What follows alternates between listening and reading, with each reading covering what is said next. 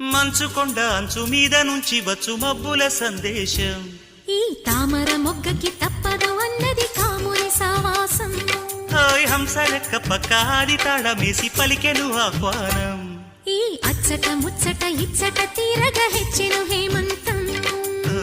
ప్రియమగు ప్రియురాల చంపకు విరహాల విరిసిన పరువాల పిలిచిన మధుబాల. రేగే అందాలే వేసే పూబంధాలే. మధురం మధురం సాగే సరాగం మనసా వాచా. కుంకుమ పూల తోటలో కులికే ఓ కుమారి. శంఖములు దిన ప్రేమకి చేశా మది నివాళి.